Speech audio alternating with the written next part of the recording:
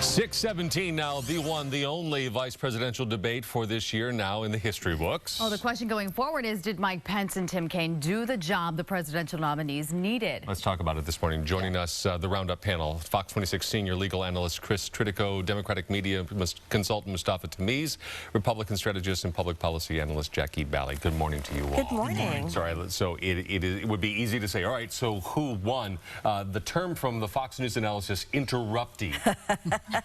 That's when I turned the TV off. I could not listen to it anymore because I wasn't hearing anything. A lot of people said that. It was like Tim Kaine didn't hear the news all week when we talked about Donald Trump interrupting Hillary Clinton at the debate. But nobody wins or loses a presidential election off of a vice presidential debate. What we want to do is see what the vice presidential people are like and not have them mess up. And that happened last night. And it was as solid a performance as you could get. I thought Tim Kaine overstepped with his interrupting. There's a fine line. He needed to come out and be aggressive. He was too aggressive in my view, and I thought Mike Pence handled it pretty well. Tim Kaine interrupted Pence more than these two interrupt me on Sunday. What? Oh, what? Goodness. Wow. How many times is it? 34 times. And that's a lot. It was 77 times. 77 times. And you know, Pence was very statesmanlike, and I think with Kaine continuing to interrupt him, it actually made Pence look even better.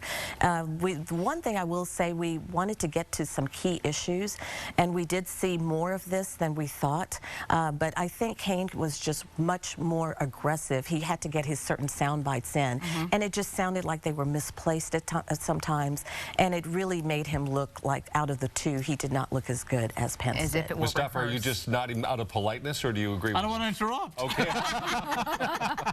77 times.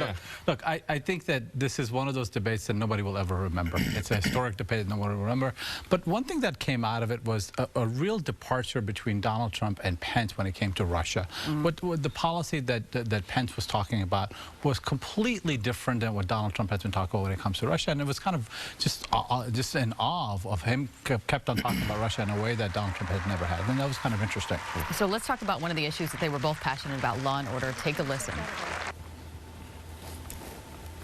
If you want to have a society where people are respected and respect laws, you can't have somebody at the top who demeans every group that he talks about. If Donald Trump had said all the things that you said he said, in the way you said he said them, he still wouldn't have a fraction of the insults that Hillary Clinton leveled when she said that half of our supporters were a basket of deplorables.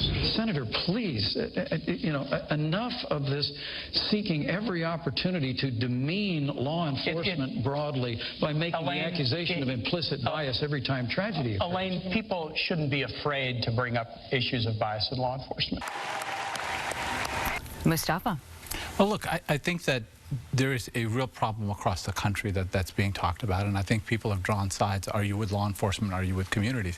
And I don't think that's the right approach. I think that we need to kind of bring people together and look at it as a real issue and work with both sides. And I think that's what Senator Tim Kaine was trying to do in that debate. Yes, but you've seen quite a big distinction, not only from the two candidates and their approach to law enforcement, but also their supporters. And usually law enforcement officers used to back the Democratic candidate. In this particular race, you're seeing a majority of law enforcement officers and unions supporting Donald Trump because of the turbulent times that they've been dealing with. I mean, there have been a 75% increase in crimes targeting law enforcement officers. So the fact that this was a major issue in this debate makes a lot of sense, because two issues our voters are looking for, and they trust Donald Trump more than Hillary Clinton, are law enforcement and our fight on terrorism. Chris, as we look ahead beyond this to the next time the top card, the two candidates meet this Sunday. It's a town hall meeting format versus what they did last time. You expect a difference? I don't, because this is going to be a really severe test for Donald Trump to go head-to-head with voters who are going to be asking him direct questions. He's never done this before, and he's had these huge rallies where he doesn't have to stand right in front of someone and answer a direct question that's going to be very hard questions for him to answer. And I think that Hillary Clinton's going to be better prepared for this than he is, and I think this is going to be a real test for Donald Trump. Well, we have a lot to build on. Yeah, the format basically you have to talk with people, not at people. And Donald Trump is better at talking at people at rallies, and this is a difficult format for him. I actually think he's going to do better than these two think he will, because the one thing that we're seeing is the droves of people who are coming to these rallies, at least his rallies, are very supportive of him. And people like his fresh take on a lot of issues. So I actually think he's going to do extremely well. Well, we will let them actually have the talk, right? So that then we can talk about it. Right? Thank you all. Right. We do appreciate the insight. Mustafa, Jackie, thank you.